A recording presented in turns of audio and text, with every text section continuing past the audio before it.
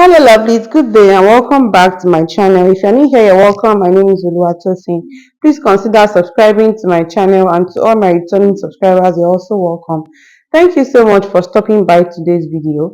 In this video, we are going to be learning how to cut and sew an Ankara ball dress or an Ankara flay dress for a kid, just like you are seeing on your screen. We'll be learning how to cut and sew this dress from start to finish, and basically, here are the major measurements you need to know or to measure on a child to achieve a dress like this. I made this dress for a yummy mommy and adorable baby girl, and I already uploaded a video on how I cut and sew this dress for the mom. It's just a video before this particular video you are watching.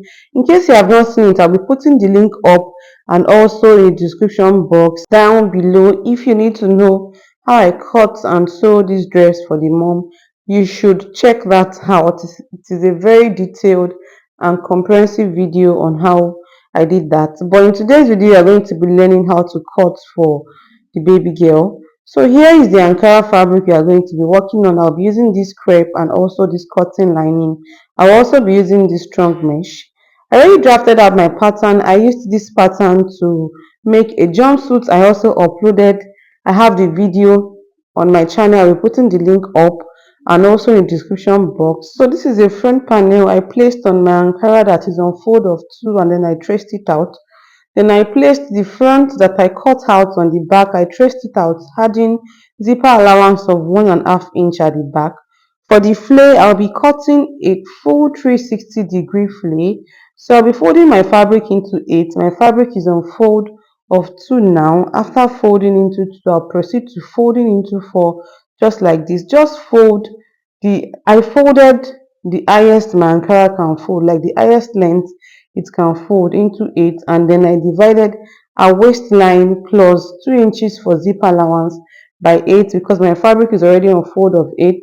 Then I deducted a half length from a full length and I marked a full length. Coincidentally, my fold is a exact full length plus just 2 inches allowance. I'll use 1 inch to fold it down and the other 1 inch to attach it to the half length. When you cut a 360-degree flay, nowhere will come out open or splitted. So I just picked a place I want to cut open as the zip allowance, and then I cut 10 inches downward. You don't necessarily have to cut through till the end of your flay. So after cutting that open, this is what it's looking like. For my strong mesh, I folded into it as well, and then I want the strong mesh to be in between this Ankara fabric and the lining. So the lining is going to be 5 inches shorter than the Ankara, and then this mesh is going to be 2 inches shorter than the lining. So after folding into it, I just cut it down because this mesh is going to have pleating as much as possible, so I didn't bother measuring the waist.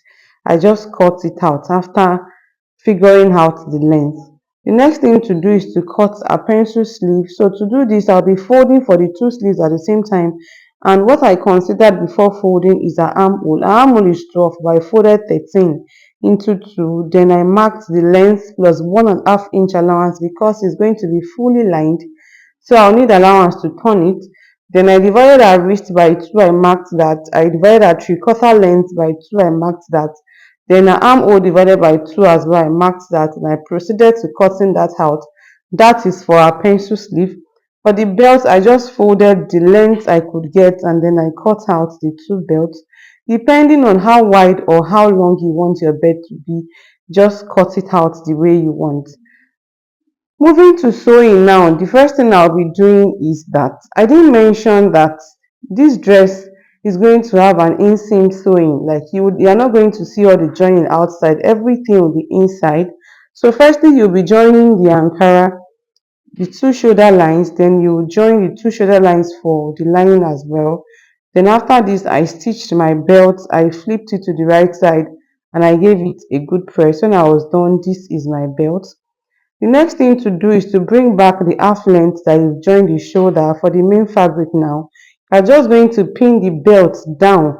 You will go up with like ½ inch. This ½ inch is the allowance that you will use to attach the flay to it. So I just pinned it. I pinned my belt on the half cut on both sides. When you are done, pinning it down. You are going to cover it up with the front panel and then make sure that your zip allowance is up just like this, and then you will shape. So our bust divided by 4 from your zip allowance, you mark that. Our waistline divided by 4 from the zip allowance, you mark that. You stitch from the armhole to the whole length, to the whole half length. Then you flip it to the other side. Make sure your belt is inside while you do this. Now you are dividing by 2, no longer by 4, from the initial place you stitched. Then our waistline as well divided by 2. You mark that and you stitch it. You keep that aside. Then you bring your lining that the shoulder line is already joined, and you arrange it on the Ankara like this. Mark where you stitched on the Ankara, mark it on the lining on both sides, and then you just sew it, as in sew where you marked. I hope my explanation is clear. Instead of going through the stress of measuring the lining, just mark it like that and you stitch it down. When you are done doing this, you are going to fold your lining into two and you will notch the middle. That's the center front now. You will bring your lining, the lining for the lower part of the dress, fold into two, and then you notch as well. Pin the two notches together from the zip allowance. Attach your flay on the half length for the lining. There will be gathers or pleating. Just pleat it on the half length and you stitch from one zip allowance to the other zip allowance. When you are done doing this, your lining will come out looking like this. So just keep this aside first. This is it for the lining. For the main fabric, now I want to mark where the flay is going to stay on the chest line. You can see that the flay is coming from one sleeve to the chest line and then to the other sleeve. So I'll be marking where I want it to stay on the chest line. I measured 11 because I want it to like cut across one chest to the other. You can see in the video. Then I'll keep this aside and turn the sleeve. For the sleeve, I turned it down first, then I turned the two sides. I brought it out from the up and I just match it down at the up. After doing this, I'll put my sleeve on the armhole just the way I'll sew it. Then I'll mark where I want the flay to be on the sleeve. Don't forget that you're going to attach the pencil sleeve to the armhole. So you will leave like half inch before you start your marking on the half length and also on the sleeve. Then the length of the flay, I want it to be 2 inches long, but because I will turn it up and I will turn it down, I measured 3 inches. So what I measured altogether from one sleeve to the chest line to the other sleeve is 32 for this particular dress. So I'll be cutting two flays because I'll be needing one to turn the other. I folded my fabric into eight. I folded the two fabrics at the same time. That's for the two flays that I'm cutting. Then I divided it 32 by 8 because my fabric is on fold of 8. I marked that, then I marked length of 3 inches and I just proceeded to cutting that out. Like I said earlier, when you cut a 360-degree flay, nowhere will come out open or splitted. So I had to cut it open. This is the two flay. So I'll be turning the up, the down, the sides. I'm just going to leave like 3 inches allowance where I'll use to flip it to the right side. So I proceeded to turn in. I flipped it to the right side. I gave it a good press. Now fold your flay into two just like I'm doing, and then you just mark the middle. You know I can't notch because I already turned. Then bring back your half length, fold into two, make sure the two shoulder lines are on the same line, and you mark the middle as well. Open it up, then you bring your flay. You'll be pinning the middle of the flay to the middle of the half length where you have notched. Don't forget that you will leave like half and quarter inch or half inch from the armhole before you start your flay. You'll be needing that half inch or half and quarter inch to join the sleeve to the dress. So I placed the two middle on each other, then I stitch from one side of the chest to the other side of the chest, leaving that allowance that I will use to join it to the sleeve, or that I'll use to join the sleeve to it. Now you fold your half length into two, you put a notch at the middle just as I'm doing. You bring your flay and then you fold into two as well. Put a notch at the middle. You are going to be facing your two piece, that's the half length, and your flay now, right side facing right side. You will pin the two notches together, or you can just stitch it down a little, just like I did. And from the zip allowance, you'll be sewing from one zip allowance to the other. Just sew your flay on your half length. Now bring your strong mesh, pin the middle of your strong mesh to the middle of your dress, or you just stitch it down a little, just like I did.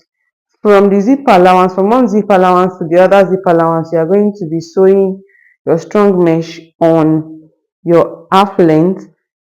And I would advise that instead of, because you know your strong mesh has to be excess for it to come out full, it has to be wider than the waistline. So I would advise that instead of gathering your strong mesh or sewing gathers on it, just split it like this, like so kissing pleating the way I'm doing. It used to appear fuller or come out fuller than when you just gather the mesh on your dress.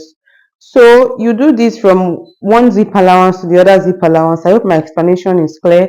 When I was done doing mine, it came out looking like this. You can see that it is puffy. The next thing to do is to flip to the wrong side, and then you put the two zip allowance on each other, just like I'm doing.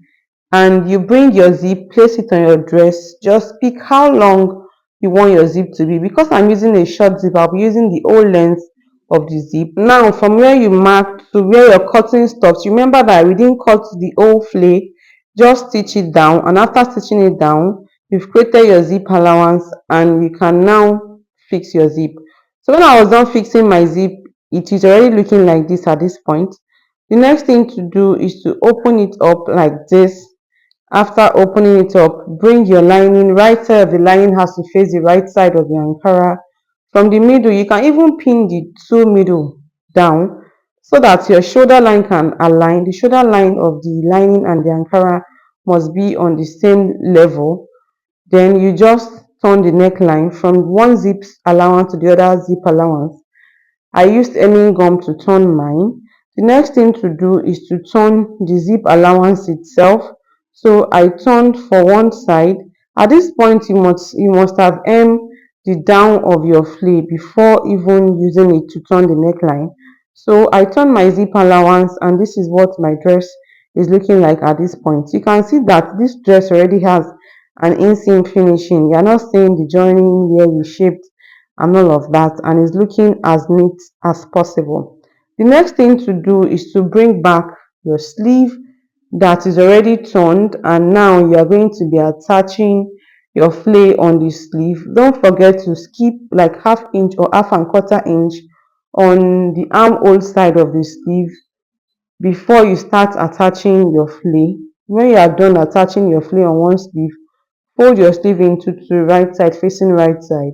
Divide our wrist by two, mark that. Our three-quarter length by two, our armhole by two, and then we just connect these 3 points together. That's me trying to shape my sleeve. Do the same thing to the other sleeve, then fix your sleeve on your armhole.